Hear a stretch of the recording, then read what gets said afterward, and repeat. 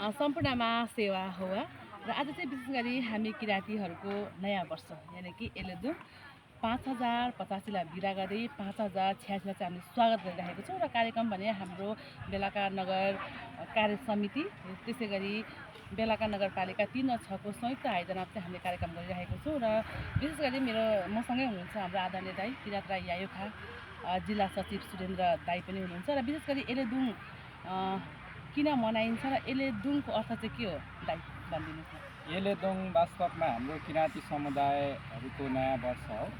यो चाहिँ हाम्रो एउटा इतिहासै छ। हिजो हाम्रो एलम्बर राजाले सुरुवात गरेको एले भन्नाले एले लम्बर राजाले सुरुवात गर्नुभएको, दोङ भन्नाले दोङ चाहिँ वर्षलाई भनिन्छ। त्यो कारणले यो एलेदुङ वर्ष चाहिँ एलम्बर राजाको पालादेखि सुरुवात भएकोले हामीले यो वर्ष माघ 1 गतेलाई चाहिँ हामी नयाँ वर्षको रूपमा मान्दै आएका छौँ र विशेष गरेर माघ 1 गते चाहिँ हाम्रो किराँत समुदायको चाहिँ नयाँ वर्ष हो। त्यही हुनाले आज हामी शुभकामना आदान प्रदान कार्यक्रममा भेला भएका छौँ। पक्कै पनि बुझि नै हाल्नुभयो। एले भन्ने बित्तिकै एलम्बर राजा र दोङ भन्ने बित्तिकै चाहिँ सम्वत यानि कि नयाँ वर्ष।